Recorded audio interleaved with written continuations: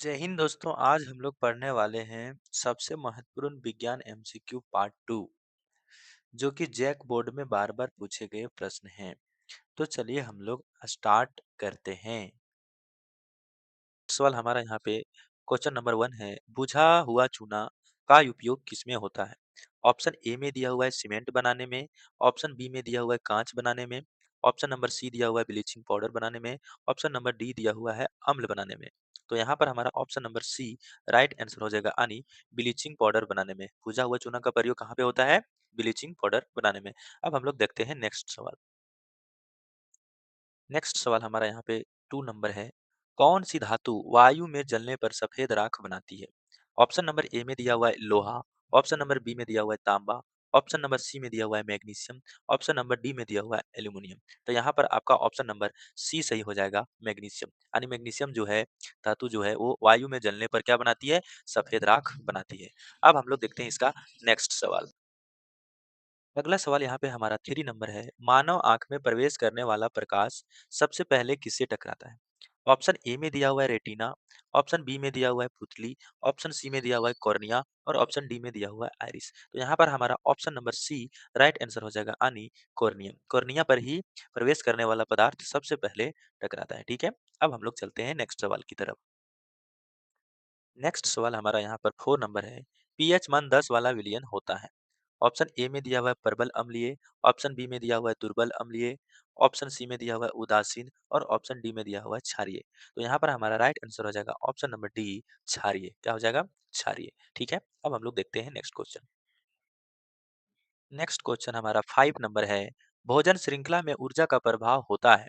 Option number A दिया हुआ है द्विदिश, ऑप्शन नंबर बी दिया हुआ है चक्रीय, ऑप्शन नंबर सी दिया हुआ है एकदिश और ऑप्शन नंबर डी दिया हुआ है अनियमित। तो यहाँ पर हमारा option number C right answer हो जाएगा। क्या हो जाएगा? एक दिश। यानी भोजन श्रृंखला जो है वो ऊर्जा का प्रभाव कैसा करता है? एक दिश करता है। ठीक है, अब हम लोग चलते हैं नेक्स्ट क्वेश्चन। 6 नंबर है, ओजोन परत का मुख्य कार्य क्या है? मुख्य कार्य क्या है? ऑप्शन ए में दिया हुआ है वर्षा कराना, ऑप्शन बी में दिया हुआ है ताप बढ़ाना, ऑप्शन सी में दिया हुआ है यूवी किरणों से रक्षा करना, ऑप्शन डी में दिया हुआ है ऑक्सीजन बनाना। तो यहाँ पर हमारा सही आंसर हो जाएगा ऑप्शन नंबर सी, यानी यूवी किरणों से रक्षा करना। ठीक है, अगर यूवी किरणों से हम लोग को ये रक्षा ओजोन परत नहीं करता तो हमारे शरीर को यूवी किरण क्या कर सकता है? जला देता, फोड़ा से निकल जाता हमारे शरीर में। ठीक है, अब हम लोग चलते हैं नेक्स्ट सवाल की तरफ। नेक्स्ट सवाल हमारा यहाँ पे 7 नंबर है, विद्युत परिपथ में फ्यूज जोड़ा जाता है? ऑप्शन ए में दिया हुआ है समांतर, ऑप्शन बी में दिया हुआ है श्रेणी क्रम में, ऑप्शन सी में दिया हुआ है पृथ्वी से, ऑप्शन डी में दिया हुआ है खुले परिपथ में। तो यहाँ पर हमारा option number B right answer हो जाएगा, यानी श्रेणी क्रम में जोड़ा जाता है। विद्युत परिपथ में फ्यूज को किस में जोड़ा जाता है? श्रेणी क्रम में जोड़ा जाता है। ठीक है, अब हम लोग चलते हैं नेक्स्ट सवाल की तरफ। नेक्स्ट सवाल हमारा यहाँ पे 8 नंबर है, पौधों में जल का अवशोषण मुख्य रूप से होता है? ऑप्शन ए में दिया हुआ है तना से, ऑप्शन बी में दिया हुआ है पत्तियों से, ऑप्शन सी दिया हुआ है जड़ों के रोए से और ऑप्शन डी में दिया हुआ है रंध्र से।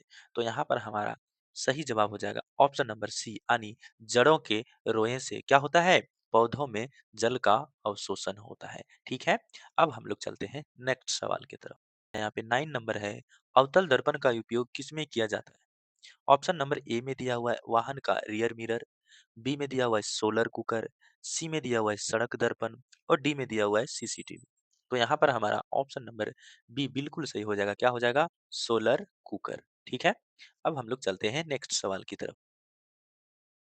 अगला सवाल हमारा यहाँ पे 10 नंबर है, अम्ल वर्षा का मुख्य कारण क्या है? ऑप्शन ए में दिया हुआ है CO2, ऑप्शन बी में दिया हुआ है SO2 और NO2 और ऑप्शन सी में दिया हुआ है O2, ऑप्शन डी में दिया हुआ है H2। तो यहाँ पर हमारा ऑप्शन नंबर बी बिल्कुल सही हो जाएगा, यानी अम्ल वर्षा का मुख्य कारण हमारा क्या है? SO2 और NO2। ठीक है, अब हम लोग चलते हैं नेक्स्ट सवाल के। नेक्स्ट सवाल यहाँ पे हमारा 11 नंबर है, डीएनए की संरचना किस आकार की होती है? ऑप्शन ए में दिया हुआ है सीधी, ऑप्शन बी में दिया हुआ है गोल, ऑप्शन सी में दिया हुआ है डबल हेलिकस और ऑप्शन डी में दिया हुआ है त्रिकोणीय। तो यहाँ पर हमारा सही ऑप्शन हो जाएगा ऑप्शन नंबर सी। क्या हो जाएगा? डबल हेलिकस। यानी डीएनए की जो संरचना होती है वो कैसी होती है? डबल हेलिकस होती है। कैसी होती है? डबल हेलिकस होती है। ठीक है, अब हम लोग चलते हैं। नेक्स्ट सवाल हमारा यहाँ पे 12 नंबर है, दर्पण की आवर्धन क्षमता होती है? ऑप्शन नंबर ए में दिया हुआ है हमेशा धनात्मक होती है। ऑप्शन नंबर बी में दिया हुआ है हमेशा ऋणात्मक। ऑप्शन नंबर सी में दिया हुआ है धनात्मक या ऋणात्मक और ऑप्शन डी में दिया हुआ है शून्य। तो यहाँ पर हमारा सही ऑप्शन हो जाएगा ऑप्शन नंबर सी, धनात्मक या ऋणात्मक दोनों। ठीक है? अब हम लोग चलते हैं नेक्स्ट सवाल की तरफ। अगला सवाल हमारा यहाँ पे 13 नंबर है। विद्युत धारा का ऊष्मीय प्रभाव प्रयोग होता है।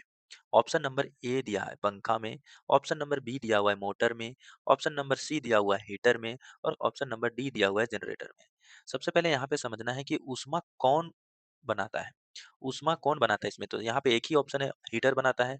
तो यहाँ पे ऑप्शन नंबर सी हमारा क्या हो जाएगा, राइट आंसर हो जाएगा। यानी विद्युत धारा का ऊष्मीय प्रभाव का प्रयोग क्या है, हम लोग कहाँ करते हैं, हीटर में करते हैं। हीटर से ही ना हम लोग को ऊष्मा मिलती है, हीट मिलता है। ठीक है? अब हम लोग चलते हैं नेक्स्ट सवाल की तरफ। नेक्स्ट सवाल यहाँ पे हमारा 14 नंबर है।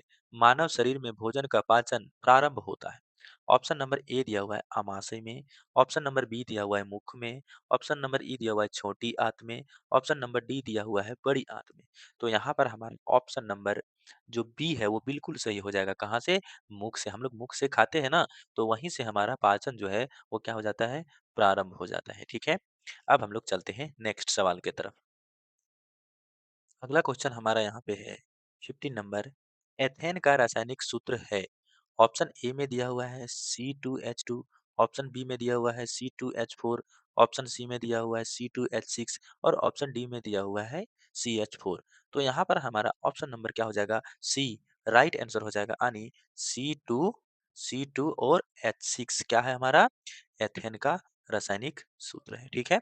अब यहाँ पे क्या हो जाता है, क्वेश्चन समाप्त होता है। अब हम लोग मिलेंगे नेक्स्ट वीडियो में और इम्पोर्टेंट क्वेश्चन को लेकर।